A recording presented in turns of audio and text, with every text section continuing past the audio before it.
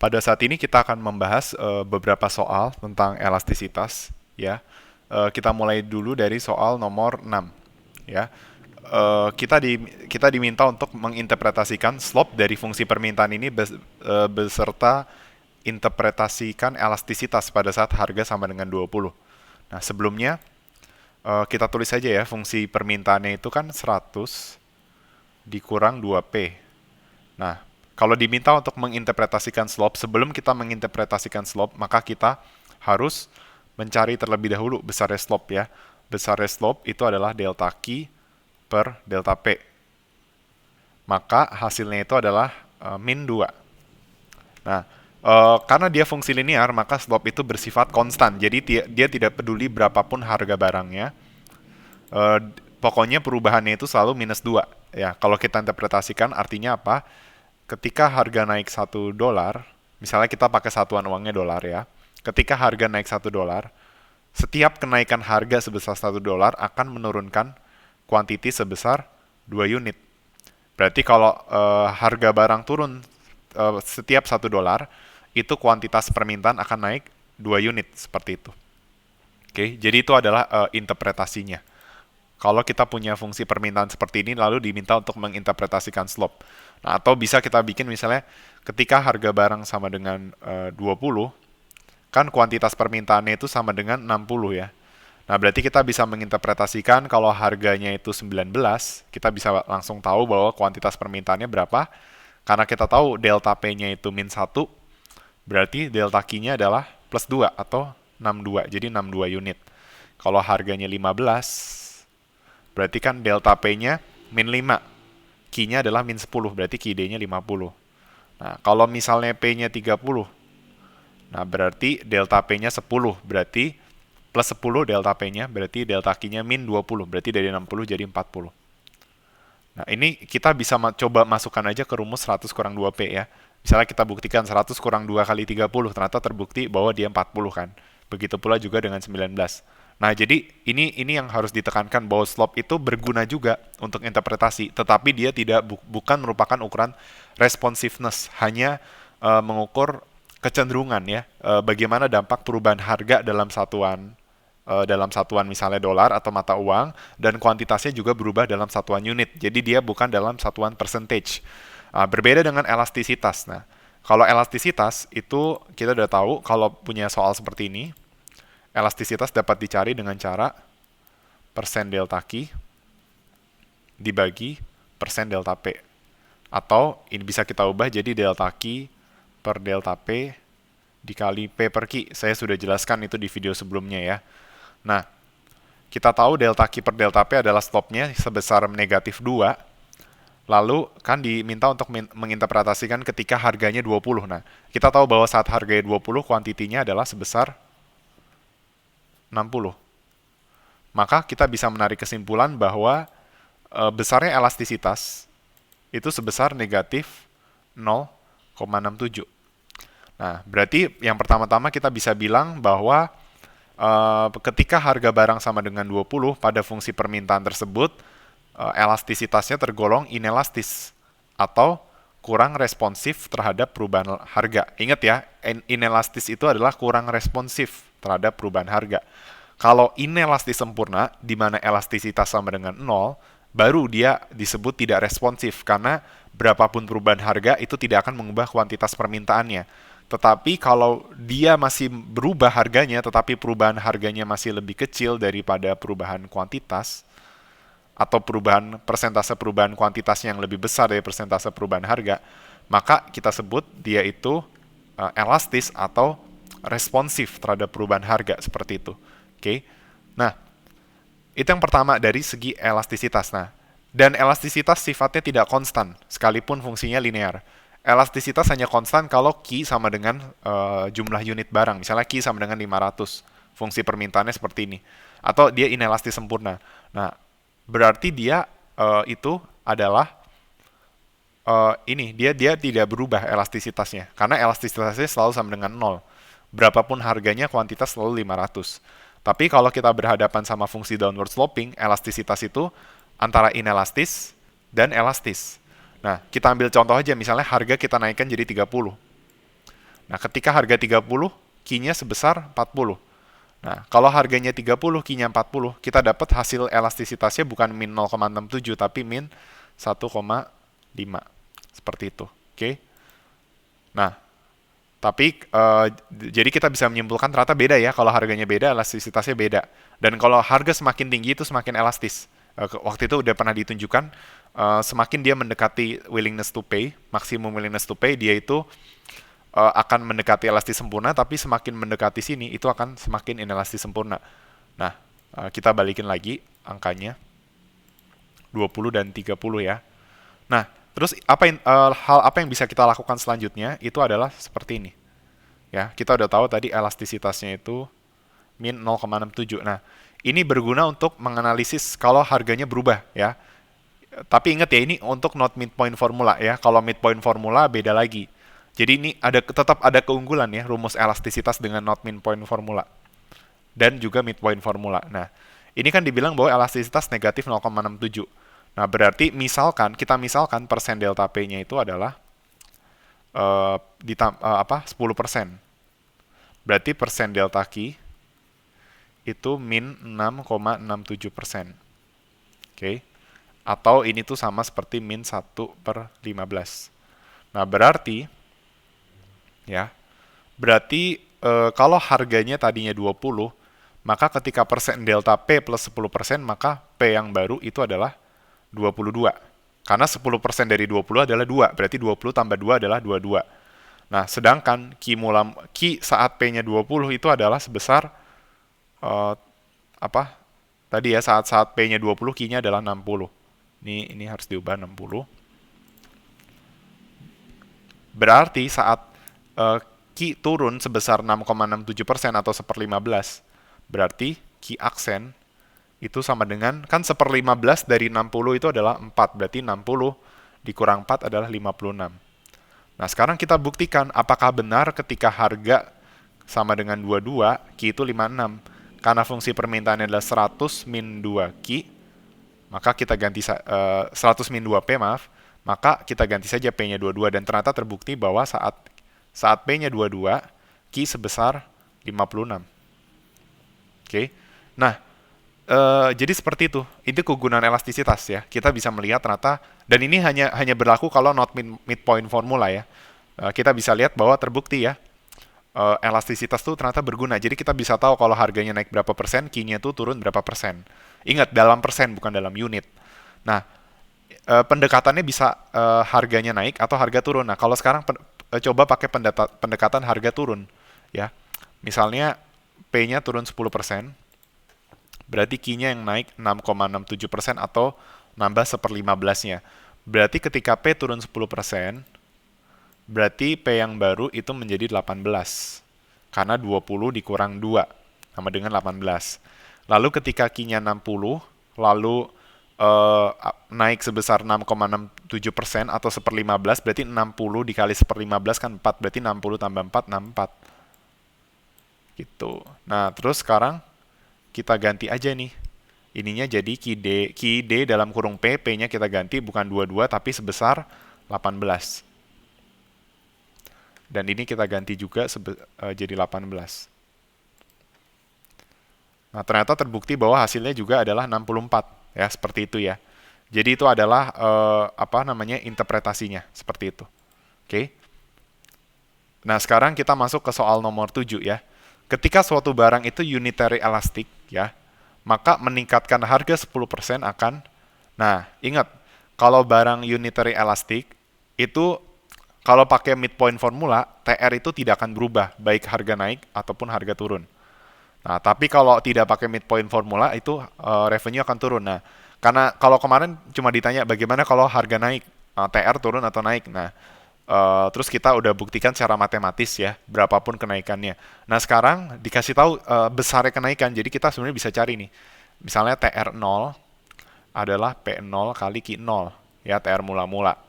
Nah, setelah ada kenaikan harga 10%, berarti logikanya P-nya itu adalah 1,1 dikali P0. Kenapa demikian? Atau gini, TR1 adalah P1 kali Q1, di mana P1-nya itu adalah 10% ya. Naik 10% dari harga semula atau 1 ditambah 10% kali P0 atau 1,1 dikali P0, ini adalah P1-nya. Sedangkan Q1-nya, ingat kalau elastis uniter, persen delta P secara absolut sama dengan persen delta Q. Secara absolut juga. Nah, berarti Q-nya adalah turun 10%. 1 kurang 10% kali Q0. Hasilnya adalah Q1 sama dengan 0,9 kali Q0. Seperti itu. Nah, berarti P1-nya kita ganti jadi 1,1 kali P0. Q1-nya kita ganti jadi 0,9 Q0. Nah, 1,1 kali 0,9 hasilnya adalah 0,99 dikali P0 kali Q0. Nah, jadi TR0-nya P0 kali Q0, TR1-nya adalah 0,99 kali P0 Q0. Artinya total revenue ketika harga naik 10% adalah 99% dari TR semula. Di mana 99% itu berarti 1 dikurang 1%. Kan logikanya harusnya 100%. Kalau jadi 99% berarti selisihnya adalah 1%. Berarti jawabannya adalah ketika barangnya unitary elastic tidak menggunakan midpoint formula, maka meningkatkan harga 10% akan menurunkan revenue sebesar 1%. Oke. Nah, soal nomor 8 ini juga menjadi pertanyaan yang penting. Kita tahu bahwa elastisitas dan slope adalah dua hal yang berbeda, di mana slope hanya mengukur kecenderungan dari suatu kurva, sedangkan dalam satuan unit ya. Jadi kalau harga naik berapa satuan, Q berubah jadi berapa unit gitu ya. Nah, kalau elastisitas itu percentage change, jadi dia mengukur responsiveness, di mana kalau kurvanya linear downward sloping, itu nilai elastisitasnya berbeda ya. Di titik sini, titik sini, itu pasti bakal berbeda. Nah, sekarang bagaimana kalau seandainya ditanya apakah elastisitas dan permintaan dan slope itu hubungannya berkorelasi atau tidak? Ya, yang poin A dibilang bahwa dia berkorelasi, tapi nilainya tidak akan pernah sama. Oke, kalau dibilang berkorelasi, memang berkorelasi karena elastisitas sendiri adalah delta Q per delta P dikali P per Q. Di mana delta Q per delta P itu adalah unsur dari slope. Jadi kita nggak bisa bilang tidak ada korelasi atau tidak ada hubungan sama sekali. Maka poin A kita bisa simpan nih, opsi A. Tapi benarkah value-nya tidak pernah sama? Nah, sekarang yang B. Dibilang bahwa keduanya menceritakan hal yang sama, tapi value-nya nggak akan pernah sama. Nah, ini jelas sesat. Karena dua-duanya menceritakan hal yang berbeda, dan kita masih belum membuktikan apakah nilainya bisa sama atau enggak. Ya. Yang C tidak berkorelasi sama sekali, ini udah pasti kita coret. Nah, yang E akan berubah ya, elastisitas permintaan dan slope akan berubah ketika ada perubahan harga barang atau kuantitas permintaan. Nah, tadi kita lihat kalau linear downward sloping, itu slope-nya tidak berubah. Kecuali fungsinya non-linear ya, slope itu bisa berubah. Tapi kita bisa melihat bahwa tadi kalau fungsinya linear saja, slope tidak berubah. Berarti opsi E bisa kita coret. Nah, opsi D dibilang bahwa dia bisa sama, tetapi ada kondisinya. Nah, sekarang berarti kita harus membuktikan dulu. Kalau kita mau pilih opsi D, berarti kita harus bikin A sama B itu salah. Membuktikan A, B salah. Atau membuktikan bahwa elastisitas dan slope itu nilainya tidak pernah sama. Apakah demikian? Jawabannya tidak. Kenapa? Karena kan elasticity adalah delta Q per delta P kali P per Q. Sedangkan slope itu adalah delta Q per delta P. Nah, mungkin nggak delta Q per delta P sama dengan delta Q per delta P kali P per Q? Ya mungkin, saat P per Q-nya itu sama dengan 1. P per Q sama dengan 1 tercapai kalau P sama dengan Q.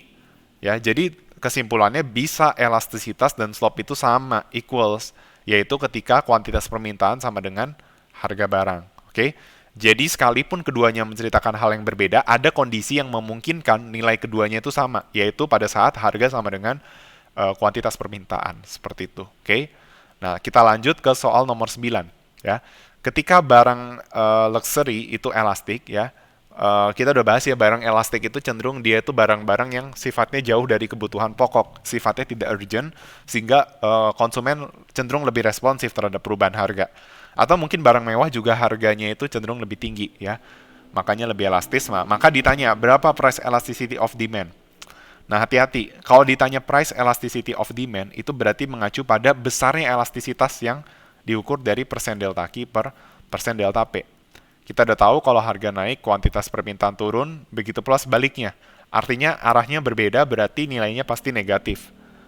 Nah, berarti, tapi kalau secara absolut nilainya itu lebih dari satu. Kenapa? Karena persen delta Q secara absolut lebih besar dari persen delta P. Ya. Nah, berarti price elasticity of demand itu kan persen delta Q lebih besar dari persen delta P. Jadi ilustrasinya kalau P itu naik 10, Q-nya turun 20. Nah, berarti ternyata nilainya di bawah min 1. Ya, misalnya min 2, min 3, min 1,5 ya. Berarti jawabannya bukan more than one, tapi less than one. Kecuali kalau absolute dari price elasticity of demand, maka jawabannya adalah more than one. Oke. Okay? Between 0 and 1 itu mengacu pada nilai absolut dari inelastis. Tapi kalau bukan nilai absolut, berarti antara min 1 sampai 0. Oke. Okay? More than zero itu tidak mungkin kalau elastisitas permintaan. Maksudnya kalau barangnya seperti yang kita pelajari kan barang normal dan sebagainya itu masih more than zero ya. Less than zero, maksudnya selalu negatif kan sesuai dengan ini ya. Jadi less than zero itu nilai elastisitas pada umumnya kalau dia bukan inelastis sempurna. Oke. Seperti itu. Nah, sekarang yang nomor 10. If the demand curve for a good always has unitary price elasticity ya, using midpoint formula. Jadi pakai rumus midpoint formula di mana persen delta Q sama dengan persen delta P, di mana perhitungan persen delta Q-nya itu adalah delta Q, jadi Q1 kurang Q0 dibagi Q0 plus Q1 bagi 2. Jadi basisnya itu adalah nilai kedua Q di rata-rata. Maka apa yang terjadi dengan consumer behavior? Kalau dibilang consumer do not react to a price change atau consumer tidak merespon perubahan harga, salah. Karena kalau harga naik 10%, kuantitasnya juga akan turun 10%. Itu kan kalau unitary elastic. Jadi salah kalau dibilang tidak bereaksi. Lebih tepatnya bereaksi, tetapi arah reaksinya sama. Jadi kalau harga naik sekian, kuantitasnya juga turun sekian persen. Yang do not react itu adalah kalau dia inelastis sempurna. Ya, consumer irasional itu juga salah. Irasional itu malah bisa terjadi kalau misalnya elasticity lebih dari 0. Jadi kalau harga naik, kuantitas juga naik.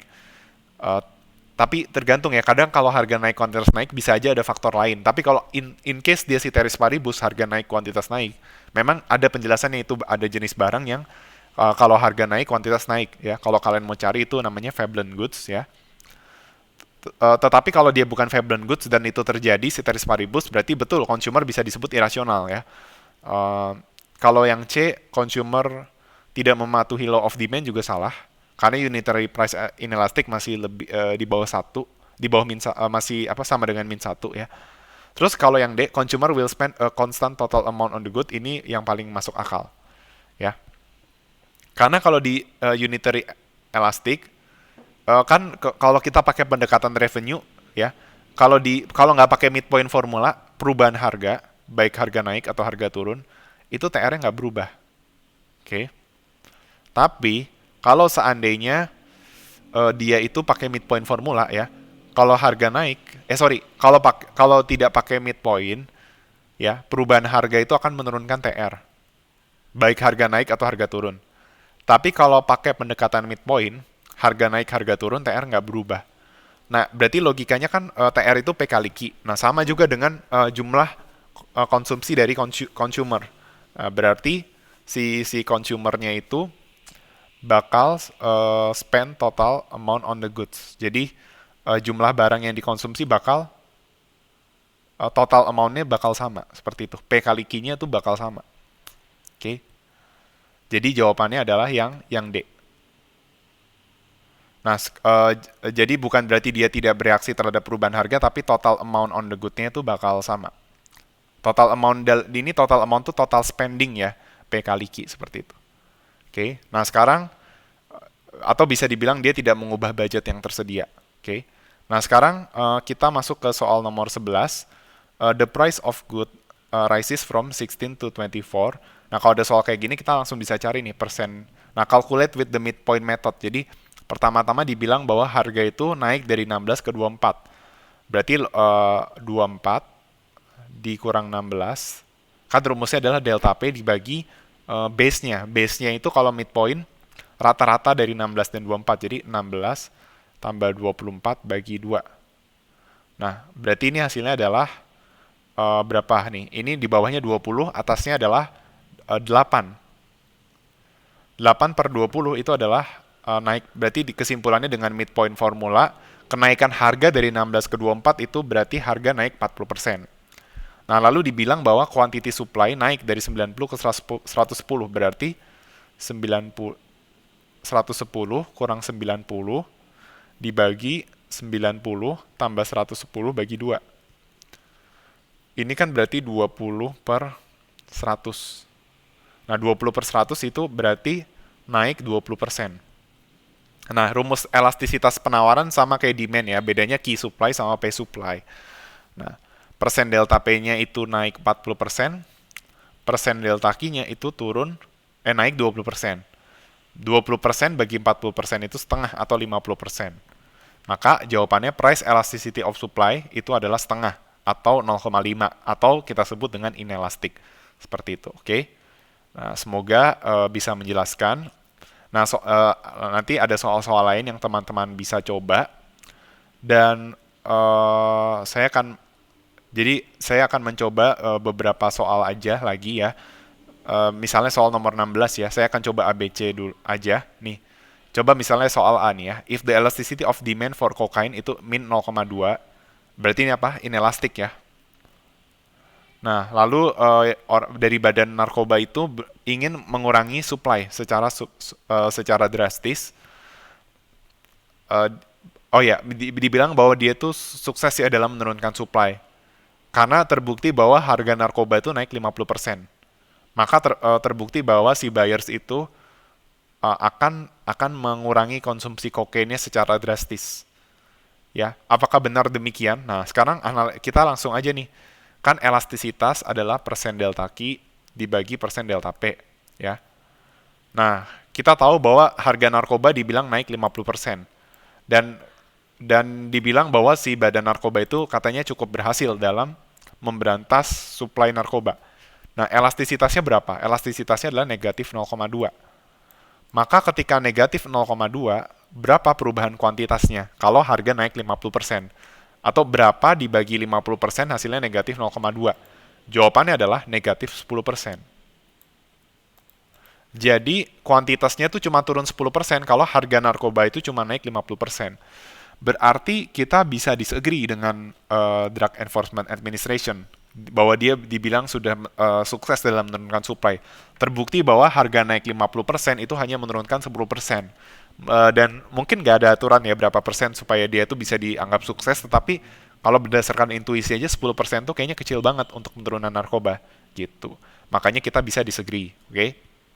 Nah, sekarang soal yang B. Setiap Natal ya, kita langsung baca ya, menjelang 2 tahun terakhir, market itu katanya kompetitif ya.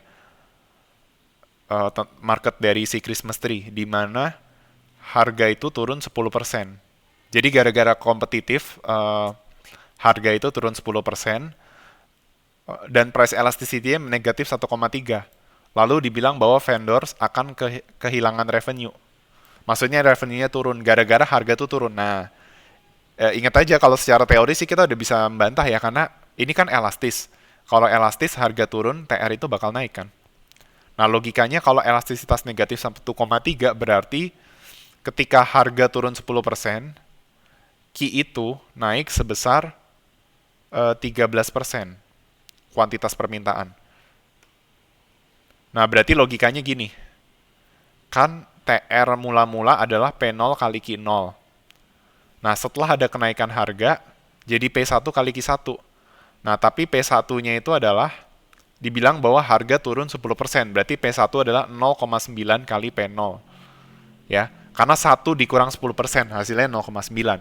Tetapi kalau naik 13%, berarti Q1 sama dengan 1,13 Q0. Nah, berarti P1 Q1-nya kita ganti aja, 0,9 kali 1,13 P0 Q0. Nah, nanti kalian akan dapat bahwa 0,9 kali 1,13 itu berapa? Pasti hasilnya dia itu di atas 1, gitu. Nah, karena kita tahu bahwa TR yang baru itu di atas 1 kali P0 Q0, berarti kita bisa menyimpulkan bahwa dia terjadi kenaikan revenue, gitu. Ya. Nih, kalau kalian kaliin ini jawabannya 1,017. 1,017 itu berarti kesimpulannya justru dengan penurunan harga sebesar 10% pada pasar Christmas tree gara-gara kompetitif, itu tuh ternyata meningkatkan revenue sebesar 1,017 atau sebesar 1,7%. Kalau kalian mau tahu kenaikannya berapa, tinggal kurangin aja 1,017 kurang 1. Nanti dapat hasilnya adalah 0,017 dan itu bisa kita konversi jadi 1,7%. Oke. Nah, sekarang kita coba yang C ya. Kalau demand suatu barang itu unitary elastic atau min 1 elastisitasnya, maka benar bahwa meningkatkan harga akan meningkatkan revenue untuk sellers secara keseluruhan. Itu jelas disagree ya. Karena tidak menggunakan midpoint formula aja kita sudah membuktikan bahwa baik harga naik maupun harga turun itu akan menurunkan total revenue. Ya. Tetapi ketika dia pakai midpoint formula, TR tidak berubah. Berarti sudah pasti kalau dibilang unitary elastic itu mengubah harga akan meningkatkan TR, itu jelas pernyataan yang salah. Oke. Nah, ini nanti ada beberapa soal yang teman-teman bisa coba. Nah, sekarang mungkin ke soal nomor 17 ya. Kalau kalian ingin lupa misalnya ya, mengidentifikasi ya mana kurva mana yang curam sama landai, apakah elastis atau inelastis, maka kalian ingat aja ya, kalau kurva inelastis sempurna itu tegak lurus, karena berapapun perubahan harganya, kuantitas itu tetap sama. Oke, jadi kurvanya itu tegak lurus. Kalau dia perfectly inelastic. Oke, tapi kalau perfect elastic, harga nggak berubah, tapi quantity bisa berubah. Nah, berarti kurvanya seperti ini. Nah, berarti logikanya kalau inelastic itu curam, lebih mendekati ke curam 90 derajat, kalau ini landai. Nah, berarti kan logikanya ini landai. Berarti benar bahwa ini elastik. Kalau ini inelastik karena dia cenderung curam atau cenderung tegak lurus. Maka kita setuju ini inelastik, ini elastik. Oke. Sebenarnya kita belum nggak tahu angkanya, jadi nggak bisa bilang mana yang inelastik. Cuma kalau kita ada di compare ya antara ini sama ini udah jelas ini tuh landai, ini curam. Oke. Nah, ini yang steeper, ini yang flat gitu ya. Nah, sekarang yang C. Nah, yang C dibilang bahwa if supply itu meningkat ya, meningkat maka dibilang bahwa harga itu akan turun dan firm akan kekurangan revenue. Ya. Nah, berarti kan kalau misalnya supply meningkat, berarti supply geser ke kanan. Jadi seperti ini. Nah, berarti kesimpulannya apa? Kesimpulannya kalau supply ke kanan, demand nggak berubah, berarti harga turun, quantity naik. Nah, dari kurva supply ini kita bisa tahu ini mendekati tegak lurus, berarti apa? Supply-nya inelastik.